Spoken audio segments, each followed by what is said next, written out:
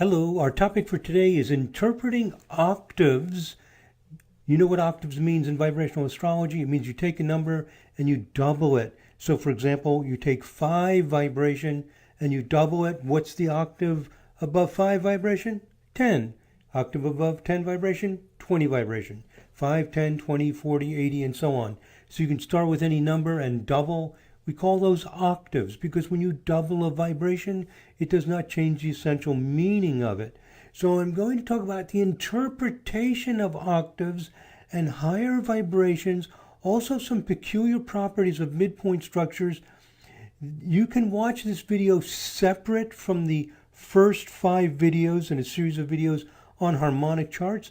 I made those first 5 videos back, I think it was 5 or 6 years ago. And I'm realizing from some questions that were sent to me that I need to add some additional information. So this is also a part 6 in that series. So you can watch this independently or as a continuation of the first 5 parts. So some of the things I'm going to deal with in this video is how do we interpret an aspect in the 8 vibration chart differently from in the natal chart? That's an example of the things I'm going to discuss. Or suppose you have a 5 vibration aspect in your natal chart. What does 5 vibration aspect mean? It means 72 degree aspect of 1/5 or a 144 degree aspect. That's 2/5, also known as the quintile and biquintile. Suppose you have one of those aspects, a 1/5 or 2/5 aspect with only a 10-minute orb. So is that aspect, that 1/5 or 2/5 aspect, is it really acting like a 10 vibration, a 15 vibration, 20, 25, 30, 35? Is it acting in those vibrations as well? How do we interpret it? I want to make that clear because we have some ideas that we've put out about it, but I want to go over this and make it clear. And also there are some differences between the way midpoint structures work when you go up octaves as opposed to aspects, and some peculiar things about midpoint structures. So we're going to review some things here. First, we're going to start off reviewing, and then we're going to get a little more specific about some things that were not explained clearly before, excuse me, as well as a few new points that have not been made. So to review some fundamentals, and if you're having trouble following these fundamentals, then watch the first 5 videos in this series. Okay. Let's review. On the left, we have the birth chart for the early rock and roll singer and songwriter Buddy Holly. And Buddy Holly happens to have Venus and Jupiter in the 1/5 aspect very tightly. And both Venus and Jupiter are in 2/5 aspect to Uranus. So you see that there with Uranus down near the bottom of the chart. And also Uranus is in 7/20 aspect to Sun, and also Venus is in 1/20 aspect to Neptune. I talk about this in the other videos, but I'm just reviewing to refresh our minds, get ourselves in the mode of thinking about this because it's going to add to this. So what do these aspects look like in the 5 vibration chart? If you've watched those videos or you've learned about vibrational astrology or harmonic astrology elsewhere, it should be obvious. On the right side is this 5 vibration chart. For no particular reason, it's a different wheel style. You don't have to, that doesn't, mean anything. But what happens to Venus, Venus, Jupiter, and Uranus? Of course, they're conjunct. And there they are. They happen to be in Libra at 16, 18, and 21 degrees. I say, of course, again, if that's not clear to you, you need to watch the earlier videos in this series. And the 20 vibration aspects, the Sun, 7/20 Uranus, and the Venus, 1/20 Neptune, they have the same denominator. What happens to them? 20 equals 5 times 4. So we see the Sun at 15 Libra, tightly square Uranus at 16 Libra. We see Neptune at 22 Libra, tightly square the Venus at, Neptune at 22 Cancer, square Venus at 21 Libra. And this is a spreading configuration of 2 planets, square 3 planets, but not all of them are within orb. We call that a spreading pattern. Also, another thing that gets involved is Mars is opposition, at least 2 or more of the planets here. So Mars gets involved with some of them. When some planets get involved with some of the planets, but not all of the planets, we call that a spreading pattern. So it's a very large spreading pattern that describes exactly Buddy Holly's music, which I talk about elsewhere. We don't need to go into all that, but that, we believe, is why Buddy Holly is Buddy Holly. So this is so exciting because we think these vibrations describe the essential quality and behavior and personality of the person. Now, also to review, just to get us in the flow of this, before I start adding some new things, what are the orbs? The orb in the natal chart, of course the natal chart is the only real chart. The orb of an aspect is you simply take the denominator, also known as the frequency vibration, also known as the harmonic. Take the denominator, we divide it into 16. So the orb for a 1/5 aspect, you should all know this, it's going to be 5 into 16, which equals 3 1/5. And if you convert that to degrees and minutes, it's 3 degrees 12 minutes. Now, if you take that 5 vibration aspect and you look at it in a 5 vibration chart, it turns into a conjunction. Everything is multiplied by 5, and the orb, it becomes 16 degrees in the 5 vibration chart. So the orb of conjunctions in any vibrational chart is 16 degrees. This is all explained in the previous videos. I'm just reviewing, and if you're familiar with this, this should all make sense to you. If it's new to you, I might be going too fast and overwhelming you. You need to go back and go through it more slowly with the other videos. So as you know, a vibrational chart is like a magnification of the chart, and it keeps everything proportional. So the orb for conjunctions in any vibrational chart is 16 degrees. Okay, so everything in a 5 vibration chart is multiplied 5 times. We say everything, I mean all the angular distances between all planets. In a 7 vibration chart, all the angular distances are multiplied by 7, and so on. Okay, so this is just to review, to be clear about this, because we're going to head on to some new ideas. And of course, remember that a vibrational chart makes it easier for us to see the aspects in the natal chart and to see also the related aspects, because a 15 vibration aspect in the natal chart, what does it look like in the 5 vibration? 15 is 5 times 3. It's a trine. What does it mean? It means a trine in 5, a soft kind of 5. So the vibrational chart is really wonderful for visualizing. And also, just to review this, I've got 4 vibrations here shown. In the upper left is a 5 vibration, upper right 7, lower left 9, and in the lower right I'm showing the standard aspects used in astrology, along with what they call some of the minor aspects. But let's start with the one in the upper left corner, the 5 vibration. If we start on the left side and we go around, we've got 1/5 and then the 2/5 aspects. And of course, going up an octave means you've doubled, which means you've gone halfway in between. So the 1/10 and 3/10 aspects are the aspects we get when we go up 1 octave from the 5 vibration. And the orb of those 10 vibration aspects is going to be 10 divided into 16. It'll be half of the orb of the 5 vibration aspects. And similarly, on the upper right, you've got in black the octaves of 7. The next octave up would be 14, and that means you've taken each of these sevenths and you've cut them in half, and you end up with a 1/14, 3/14, and 5/14. That's the next octave. First, we can go up to 28, and then we take each of these 14ths, we divide them in half, and we get the 28ths. And in the lower left, same idea for 9 vibration. Notice that the 3/9 aspect over here is not labeled because 3/9 reduces to 1/3, which is the trine. But we see that with 18ths, we happen to get 4 new aspects. 1/18, 3/18, 5/18, 7/18. Sometimes an aspect will reduce to a lower fraction, and then it's really not that vibration. A 3/9 is not really a 1/3 aspect except under certain conditions, which I'm going to review. That's one of the things we're going to review. But in itself, a 1/3 aspect just by itself, out of context, is not a 9 vibration. But in some cases, a trine will act as a 9 vibration. I will talk about that later in this video. That's one of the points we want to make. What those conditions are that would allow, for example, a trine to act as a 3/9. It may sound odd, but sometimes a 1/3 is not 3/9, and sometimes it is.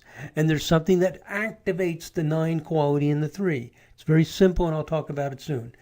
And in the lower right, we have in green the softer aspects or multiples of 12. In red, we have the hard aspects. And in black, we've taken the eighths and gone up the octave to the 16th, and we got the 1/16, 3, 5/16, 7/16. And of course, you can go up octaves forever.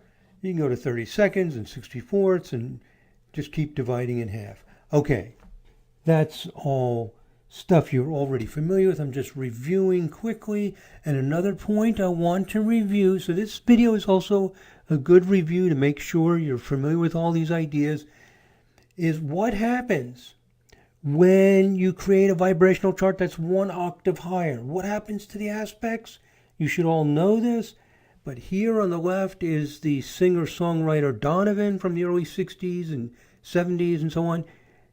He's still alive and still going. But anyway, he was popular back in the 60s and 70s. Or that's when he was, I guess, most popular. Anyway, there's his chart. On the left, he was born in 1946. On the right is the second vibration chart. We don't usually analyze the 2 vibration chart in vibrational astrology, but for teaching purposes, let's look at what happens to the aspects. You should all know this. So for example, this is like a quiz. What happens to the Venus square moon in his birth chart? So there's the moon at 12 Virgo, Venus at 13 Gemini. They're square. You go up an octave and the aspect goes down an octave. So the square turns into an opposition. So I've listed them all here. You can pause this video and confirm all of this if you need practice with it. But the Venus square moon, when you go up, the chart goes up 1 octave from natal. You can think of natal as 1 vibration. You double it to 2 vibration, and the aspects go down an octave. So as the chart goes up an octave, the aspects go down an octave. And the orbs will become twice as big, and the orb for that aspect, like an opposition versus a square, an opposition has twice the orb of a square. So the orb is twice as big, the allowable orb, and the actual orb is twice as big. Everything remains perfectly proportional. Now, the only thing that's interesting here or different is what happens when you get to a conjunction. A conjunction cannot go down. It's the base. It's as low as you can get. And all that happens to a conjunction is it remains a conjunction with an orb twice as big. And so Donovan has Venus conjunct Uranus with almost a 3-degree orb. And there it is in the 2 vibration chart with exactly twice as big an orb. As you double and double and double, the orb gets bigger and bigger and bigger. It doubles until eventually it goes above 16 degrees and then it's completely out of orb. Okay, so this is a review to make sure you know, one of the purposes of this particular video is to review some ideas. Then I'll introduce some new ideas and new perspectives. And this is one of the things I want to emphasize is in the upper left corner is the strength of an aspect. That's specifically the strength of a conjunction. So this is a graph showing the strength of a conjunction. When a conjunction has no orb, it's at full strength. And we can imagine it curves up like that. Maybe it just goes up straight. We don't really know, like a triangle. But, you know, a lot of things in nature have this curvy kind of shape, what we call a normal curve. Maybe it goes up like that. There's not a huge difference between a straight line going up and a curvy line. So that's not the critical issue in vibrational astrology. The critical issue is that when an aspect is exact, it's at full strength. When that conjunction is out here at a 16-degree orb, 16 degrees on either side, either 16 degrees, you know, before the conjunction or after, it's reached 0. So that's the image of the strength. Now, what happens when the orb is within 2 degrees?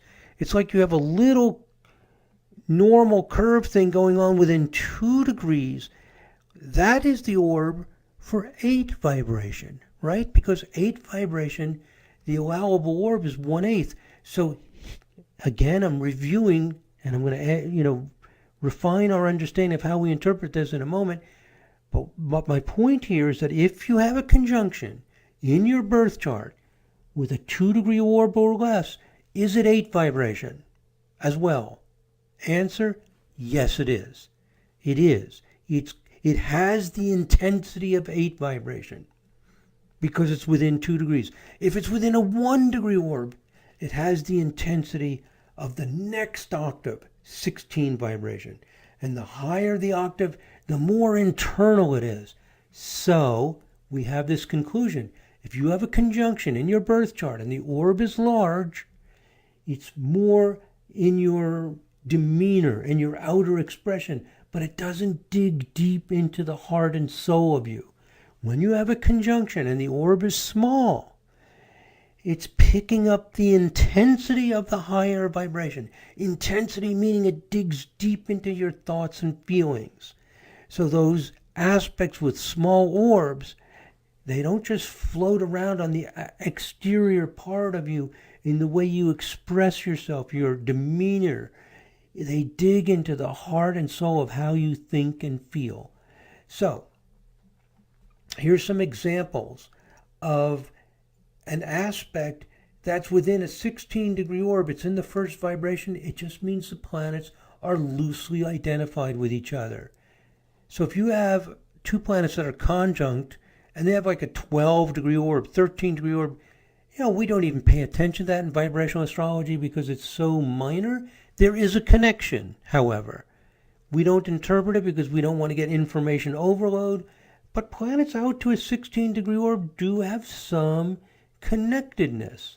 And when you're in a higher vibrational chart, we consider them a little bit more than we do in the birth chart. So if it's within an 8-degree orb, you have 2 planets conjunct with an 8-degree orb, it picks up the intensity of that polarity, that sense of an other, of a me and you. These are like basic primary existential facts. 1, you exist. 2, you exist with an outer world. 4, you exist with motivation and trying to overcome things, trying to overcome challenges, meeting challenges, facing challenges. And that's what happens when the orb is within 4 degrees. If you have planets conjunct within a 4-degree orb, they're picking up the intensity of a squareness, of challenge. That planetary combination is more motivating. When it picks up, when it's within 8 vibration, means 2 degrees, it means that not only are those 2 planets challenging for you and motivating, you want to do something about them, they're digging in and becoming important. It's not just something you have to do because of the nature, like you have to eat, you need shelter. They become more meaningful in their own right, personally meaningful. And when they get down to a 1-degree orb, when you have a conjunction within a 1-degree orb, it's within 16 vibration. That aspect is now essential. Is like essential for you. It's something that's so meaningful and it's personal, highly specific, and highly charged.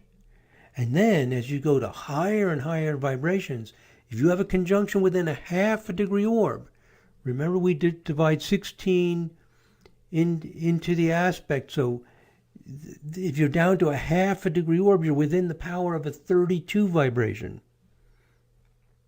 Because 16 divided by 32 is 1/2. The orb for 32 vibration is a 1/2 degree. When you have a conjunction within a 1/2 degree, now not only is it essential, but something special can happen with those planets. Something extreme. It could be like a gift or some extreme potential is now possible. And when you get down to 1/4 of a degree, 64 or even less, it becomes more and more like searing, like cutting into your thoughts and your feelings, and you get exceptional potential. You also develop a never-ending interest in those planets. When the orb is small, it's so fundamental to how you think and feel that you never get tired of it. People often choose that for their career. So in normal astrology, people will say, oh, well, you look at the 10th house for a career. Well, in a vague sense, that may be true, but really, what's really going to happen is those aspects that are reaching into 64 vibration, 128 vibration, you never tire of them. You always are excited about them. They always mean something to you. There's always another layer of the onion to peel away that you never lose interest in. These are the things that are really the most highly charged for you. Okay. Now, what if you have two planets that are 1/16th in a 1/16th aspect or a 3/16th aspect? They're not conjunct. Well, they have that inner power of 16, but they don't externalize as easily. Now, the fact they don't externalize as easily as a conjunction or an opposition or square, in other words, what's the difference between a 1/16th aspect? Suppose in your birth chart you have two planets that are 1/16th of a circle, and there's 22.5 degrees. What does it mean? It means that it's very, very meaningful to the way you think and feel. It's not as apparent externally, but it will show up in if you write, you will write about those 16 vibration aspects. If you paint, you will paint them. It's not that they don't appear at all. They just appear in your thoughts and your feelings in your heart and soul. And they do get expressed in those personal, direct ways. But you don't exhibit it. It's not in your personality and your style. It's not going to affect whether you're, kind of a joyful, gregarious person, that sort of thing. It's more personal and deep, and it affects your real talent, but it doesn't get communicated as well. That's why if you have a low vibration aspect, like a conjunction or opposition, and the orb is tight, you've got it all. It's in your heart and soul, and it's easily brought out and expressed and shared. Because that easily expressed and shared and just in your mood, in your disposition, in your way of being, those are the lower vibration aspects. So if you have a low vibration aspect with a large orb, it's more peripheral. If you have a high vibration aspect, like a 32 vibration aspect, and it's not a low vibration, like it's a 1/32nd aspect or a 5/32, it's the way you think and feel. It's in a way more important, but it's not as easily observable. And when it's both, like a conjunction, opposition, square, a low vibration and the orb is small, it's deep in your heart and it's clearly visible and expressed as well. So on this slide, I have some additional notes that repeats exactly what I just said. Let me read the last paragraph just to repeat this. Vibrations of 16 and higher are what we think and feel deeply about.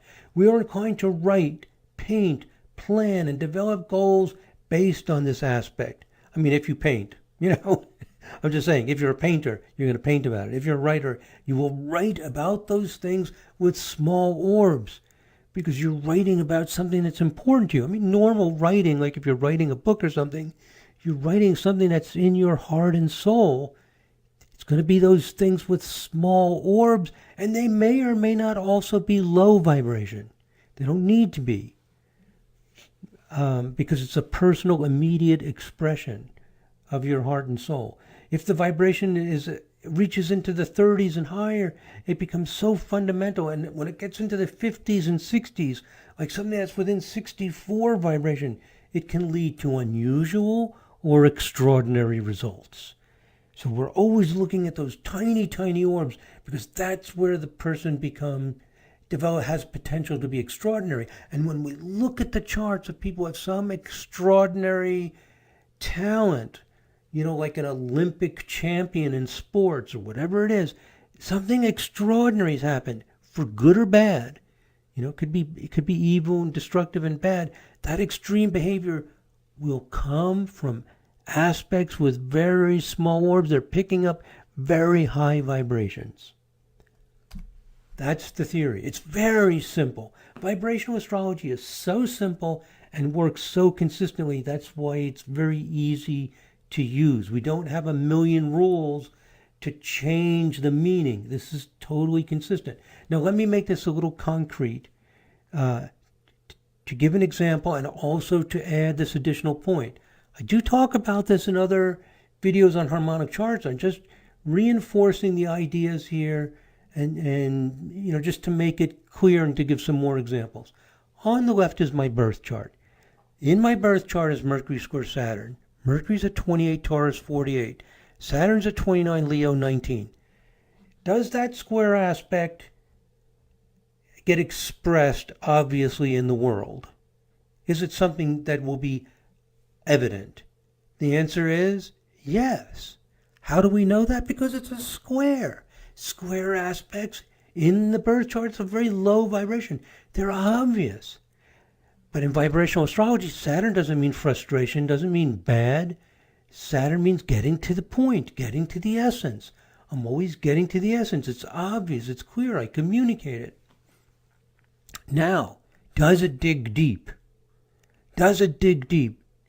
Does it affect the way I really think and feel and in my heart and soul? Yes or no? Yes, because the orb is so small. The orb is 19 plus 4, 23 minutes. So that's going to go down to, above, it's less than half a degree. It's going to go above 32 vibration. It's digging in deep. Now, I'm going to read these notes at the bottom to make this clear. When the orb of that square aspect, for example, is small, as in my Mercury square Saturn, number one, the aspect picks up the intensity and the inner power of the higher octaves. That's the point I want to make clear. And I don't know if I've made that clear enough. I don't think I have in previous tutorial videos and articles, etc. It picks up the power, the intensity.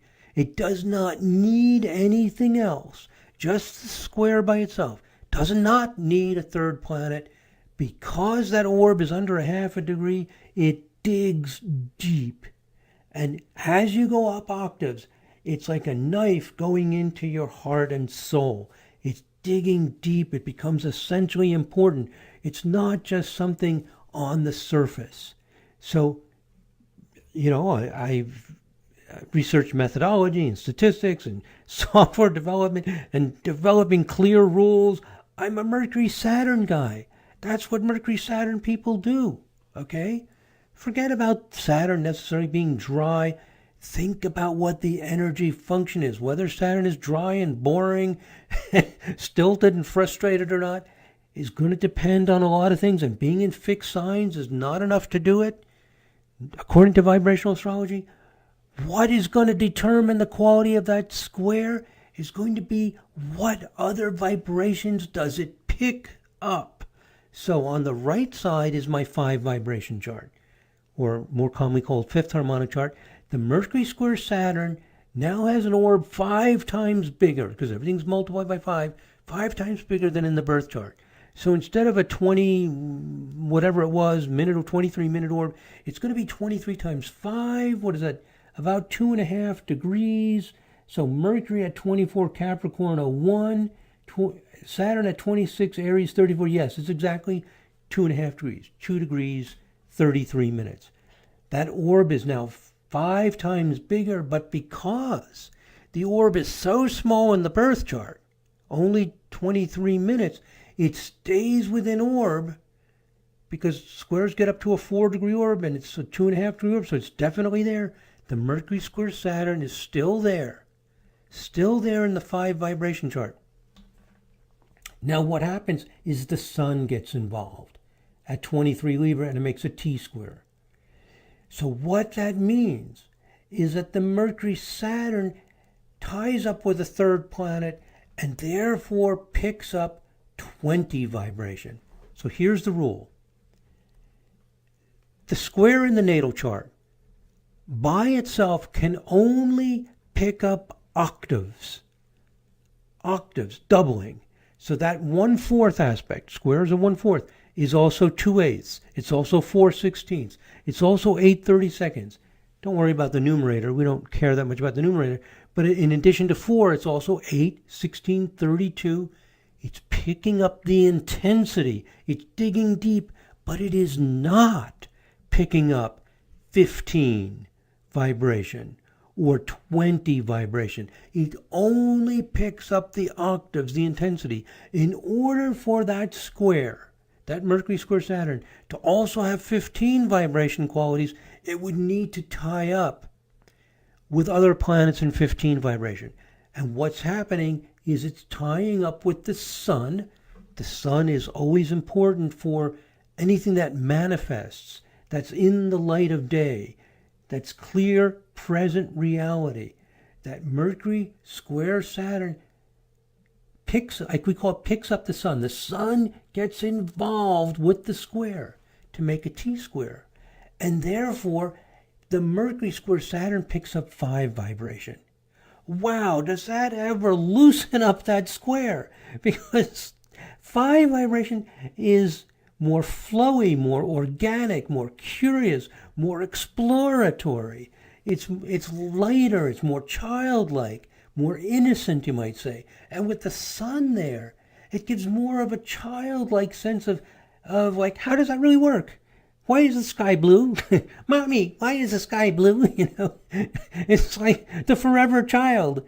It's like the kid who's got a microscope and he's got to look at all these little things under the microscope. And wow, how does that work? Why does that work? It's reinforced by, you might say, the moon in Gemini feeling in the birth chart is really amplified here. It's not so much the moon in Gemini as it is the sun getting involved with the Mercury Saturn. So the point is this. Let me repeat it. Point number 1. When the orb is small of a basic aspect, it does pick up the intensity of the higher vibrations. Of the higher octaves, only the octaves. In order to pick up the finer coloration, you might say, of like a 5 or a 7, those have very powerful, unique qualities. In order to pick those up, it needs to tie up with an additional planet.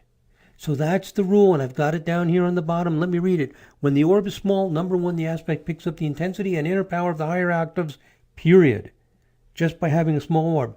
But 2 other higher vibrations other than octaves, for example, 5 quality vibration for my Mercury square Saturn, gets picked up only by the 3rd planet, in my case the sun, that adds that quality. And it changes the whole feeling of that Mercury square Saturn by having that additional overtone. It has that overtone of a 5 quality with the sun. And it's very clear. It's true. So that's how it works. I wanted to make that clearer. You know what? I'm already at 33 minutes. I'm going to break this video into 2 pieces because this is going to end up being at least an hour long. So let's pick up with this again. I'm going to stop here. This is a great starting point. What is my next slide? I'm going to start talking about midpoint structure. So this is a perfect place to take a stop, and we will have a part 7 then of this series of videos on harmonic charts. Okay, my friends, we'll continue the rest of this in the next video. God bless. Namaste.